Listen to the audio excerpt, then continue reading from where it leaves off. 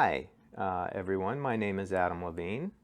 Not the singer, obviously, the insurance agent here at Sky Insurance Brokers. I specialize in what we call high fire. Because a lot more homes are now, people are moving out of the cities more into the foothills and other communities to get away from the city and where they can have some room to grow and they have some acreage, places for maybe even goats and chickens, things like that. Homes, even in outer lying areas of Sacramento, are now considered deemed high risk of fire by a lot of carriers. Homes that 10 years ago were easily placed in any number of admitted carriers now can only be placed with carriers willing to write high fire. Now, I can explain to you a little bit first the difference between an admitted carrier and a surplus lines carrier. An admitted carrier are those carriers that you've heard of your whole life. You've seen on TV commercials, you hear them on the radio, carriers like Liberty Mutual, AAA, Farmers, State Farm, all the major carriers you grew up knowing, the ones that have been around 100 plus years. What it means to be admitted in California means that they are regulated by our Department of Insurance, which means if you had a problem with how they handle a claim or a particular agent and you needed an advocate, somebody to come to your assistance for that claim or to sanction a particular agent, you went to our Department of Insurance. They are the ones who regulate our industry, and admitted carriers are regulated by them.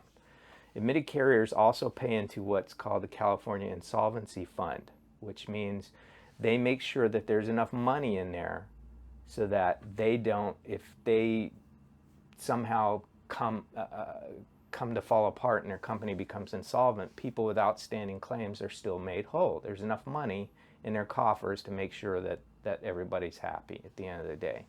And the last thing that an admitted carrier separates an admitted carrier from surplus lines and other non-standard carriers is that in order to have a rate increase, an admitted carrier has to get it blessed, if you will, by the Department of Insurance. And it can never be more, I think it's no more than 8%, 7 or 8%, okay? Now, put aside the admitted carrier and let's talk about surplus lines carriers. They're synonymously known as non-admitted carriers. Makes sense. Non-admitted carriers are surplus lines carriers, carriers like Lloyd's of London, Lexington, Scottsdale, Evanston. Those are non-admitted or surplus lines carriers. They're just as good as far as I'm concerned. We've vetted them all with our company. We're not going to have any non-admitted carriers that aren't at least A-rated or better with AM Best and Company, and there is higher than an A rating. These carriers, they don't have to comply with the rate increase in California. They can increase their rates whenever they want and however much they want. They don't have to get it blessed by our Department of Insurance. The other thing is they aren't regulated by our California Department of Insurance, but that's not as big of a deal because if you have a problem with a particular company, you would just have to contact their home state's Department of Insurance to do the same thing that you would if they were an admitted carrier in California. So if you had a problem with a claim with Scottsdale, for instance, and you needed an advocate, you would have to contact Scottsdale's home state where they're admitted to make any claims or get any relief. And then lastly, the non-admitted or surplus lines carriers, they don't pay into the California Insolvency Fund. As I said previously, we vetted all these carriers. These carriers, in order to have an A rating or higher with AM Best and Company, they have to have a certain level of customer satisfaction and claim satisfaction, and they have to have so much money in their coffers. It's in the billions with a B. So they're not going to fold up their tent and go away overnight. So that's basically the two categories we have, admitted carriers and surplus lines carriers. Now, if absolutely no carriers will take it, we have a fallback position called the California Fair Plan. This was, some people think that the California Fair Plan is a state agency, and that's not the case. It's just called the California Fair Plan. They decided part of their contract is that they decided they would take on that specific risk of fire and explosion and hail, wind damage. The stuff that the other carriers who ran for the hills said they didn't want to cover anymore, the California FAIR Plan said, we'll cover that aspect. So we'll cover the fire portion of a policy if you, the other carrier, take care of all the other coverages like water damage and falling objects and that kind of stuff. And the liability coverage is usually covered in the what we call the wrapper policy. So these days, if you can't get an admitted or a surplus lines carrier to write your policy, you have to get what we call a FAIR Plan policy with a wrapper. A wrapper is a difference in conditions policy. For instance, I write a lot of FAIR Plan policies with a traveler's wrapper. What that means is the FAIR Plan is covering for the home and the belongings for the peril of fire and hail and explosion, and travelers is covering for all the other coverages, say a broken water pipe that damages flooring. They also cover the liability portion. So basically now it takes two policies combined together to equal what you used to get in a standard homeowner's policy. So that's how that works. Now my job, by regulation, I have to do my due diligence. I can't just say, oh, here's your address and go right to the FAIR Plan. That's not how it works. By regulation, I have to exhaust all resources, all my other options before going to the FAIR Plan. Here at Sky, we have quite a few resources. I like to say I have over between 2 and 3 dozen carriers that I deal with, either directly appointed by or have access through other general agents or directly through them, that I try first. So I will look under every rock and scour the earth for a policy before I give up and go to the FAIR Plan. Not to say that the FAIR Plan is a bad policy. The FAIR Plan wrapper policy is a good policy if it's written correctly. Unfortunately, there's a lot of what I call armchair agents out there that just don't really know what they're doing and they don't cover it properly. But the FAIR Plan policy is a good policy if it's done properly. Now, obviously, the admitted carriers, the ones that everybody's heard of their whole lives, they're going to be less expensive than even the surplus lines carriers like a Lloyd's of London policy. Sometimes that's even less expensive than a FAIR Plan wrapper policy. Now, before I get into putting a policy together for a client, there are a number of factors that I have to investigate as part of my background on every property. I'm looking at the property itself. How old is the home? Has there been any updates? A lot of carriers get nervous if the roof is 20 years or older. If the heat source, like the HVAC system, is 20 years or older. If there's been no updates to plumbing, like a new water heater or pipe been replaced with copper. If there's been no updates to electrical. Carriers tend to get nervous at that because they at the end of the day, it comes down to they look at what are the potential claims that could arise out of this property. Oh, the roof's very old. Well, we could possibly be having a roof claim in the next 3 or 5 or 10 years. So these are things they consider when they're rating these policies that I'm submitting applications for, either online or directly. The other things that they look for, there are 3 major scores that all carriers are very interested in. It's called brush score, protection class, and wildfire score. Brush score is a number determined by ISO, I believe it's the Insurance Services Organization. They are an independent clearinghouse. They own their own little satellite up there. It doesn't matter whether I throw an address into the system or some agent at Liberty Mutual. They're going to get the same number. It's non-negotiable. They're a neutral Switzerland territory. They take factors with their satellite. They're looking down at this property, any particular property. They're looking at the property and they're looking at the slope of the property. Is the house sitting on top of a hill or in a canyon? Because fire likes to go up. They're looking at the amount of vegetation that satellite sees, both brown and green, meaning dead and alive. That's potential fuel that could be problematic. And then they're also looking at the way that fire or emergency personnel can get to and from the house, the ingress and egress points. Is it a choke point? Is it a very narrow drive, not just driveway, but a road? In foothills communities, we don't have 2-lane roads. We often have gravel roads. So those are factors that are considered by the ISO in determining the brush score, which is a number from 0 to 30. 0 would be like a tract home community in an area of Sacramento, for instance, that's flat as a pancake. There's no trees around for a mile. Obviously, the roads are wide and there's plenty of ingress points for fire personnel. That would be a 0, maybe even a 1. A 30 would be, for instance, a home built on stilts halfway up the canyon in Donner. It makes sense. Fire goes up. This is a very precarious house. The highest I've ever seen in my almost 9-year career is an 18, and that was pretty dense. The second number insurance carriers concern themselves about is what's called protection class. Now that's a number from 1 to 10, and that has to do with whether there is a hydrant within 1,000 feet of the home, and whether the nearest 24-hour manned and equipped fire station is 5 miles or less. There are a lot of areas that have volunteer fire stations. Those don't count. There are a lot of areas that have 24-hour stations, but the equipment's held back at the district office, so it still takes 15 minutes for the equipment to even arrive at that 24-hour station, so that wouldn't count either.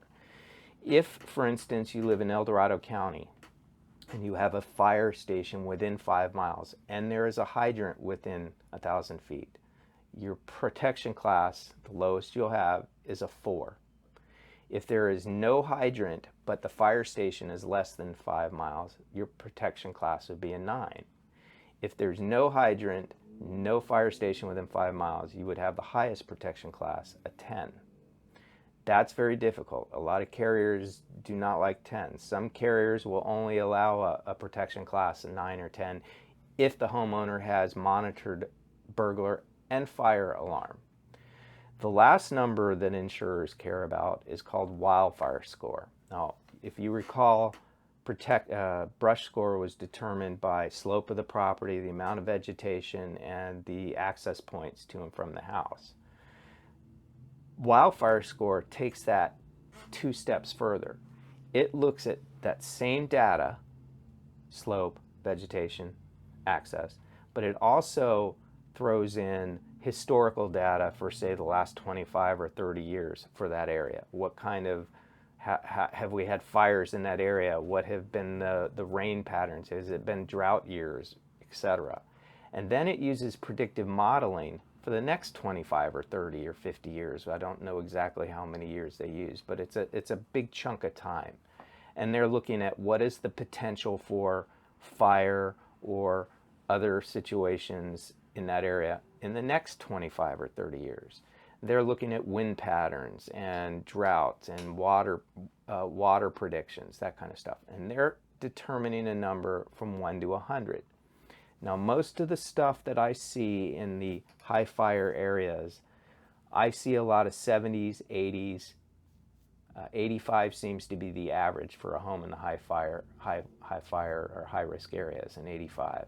A lot of carriers, some carriers don't even care about wildfire score. They're only concerned with the brush score. Some carriers don't care about the brush score and only concerned with the wildfire score. They don't want to see anything above, say, a 40. Others could care less about either, and they just want to see the protection class is low. And that's my job, is to navigate which carriers, based on their underwriting guidelines, would best be suited for a particular home I'm working with. This one maybe has a low wildfire score, but the brush score is a 13 and the protection class is a 10. That's gonna, off the top of my head, it knocks out about 8, 9 different carriers I shouldn't even waste my time with. The point being, there's a lot of work that goes, excuse me, there's a lot of work that goes into me being able to find a quote for any of my clients. I have to do the research, I have to come up with the scores, I have to know the different underwriting guidelines, which are ever changing in this insurance industry. And then I have to pass out, I have to make an attempt to go to bat and be an advocate for my clients and say, hello, carrier, here's what I have. I have a house that was built in the 70s, but the roof's new, the HVAC's new, it had some updates to plumbing and electrical, it's got a fairly low wildfire score, it's got a somewhat low brush score and protection class of 4. Are you willing to play and throw your hat in the ring? No? Okay, fine. Then I go to the next one. I do this until I've exhausted all options. Then and only then will I go to the FAIR plan. Now currently, ever since the Paradise Fire, the Department of Insurance currently recommends that homes in high fire areas be insured for around $300 a square foot. They learned this after figuring out what the average cost was to rebuild these 14,000 plus homes in the Paradise area after that fire. They've calculated the average to make sure that the clients had enough of coverage to protect them. Because they found that a home that, if it was a singular loss, just that home was lost and it was insured for about $190, $200 a square foot plus extended coverage, was probably going to be fine. But when you're talking about 14,000 homes, just because of the laws of supply and demand and all the materials locally being used up and the finite amount of builders able to show up and build the home, the costs went up. So a home that was $190 to $200 to rebuild is now going to cost $320 a square foot to rebuild. Based on that, the DOI, the Department of Insurance, determined that we should be quoting homes in the high fire areas for around $300 a square foot. We don't use that as a solid number. I don't just take, 2,000 square feet home, multiply by 300 and come up with 600,000. That's not how it works. I spend time putting in all the features of the home into what we call a reconstruction cost estimate program to determine what is the actual cost today to rebuild that house if it was a total loss. And that's the number that I pitch to the carriers and try and get them to say, yeah, we'll take this house and we'll take on this risk. So basically that's it. I wanted to educate clients, future and current, as to what it means when you hear that your home is in a high fire area and thus it's hit my desk. Obviously, the work that I do is a little bit more intense. It requires a lot more research and background on the home, and that's why I ask clients all the time about updates, because it helps me help you convince a carrier why they should take your home onto their book of business instead of having to go to the FAIR plan as a last resort. So if you have questions concerning your scores or ways to mitigate that, or even what other things mean, feel free to give me a call. I'm always here. I'm considered, at least in this agency, a specialist in this area. This is all I've done for about 9 years. My career in insurance has always been in foothills communities and in the high fire area, so that's all I've really known. So I'm always available at any time for anybody to have questions answered, or even to feel free to give me a call and throw an address at me and see what I come up with. And I'm more than likely going to be able to tell you whether I'd find an admitted carrier or whether it would likely go into the FAIR plan. But that's what we're here for. Here at Sky, we try and obviously help as many clients as we can, but we definitely aren't average here. Definitely not. We go above and beyond. We don't just phone it in for our clients, and that's why I wanted to meet you today. So have a good day, and I hope to see you soon.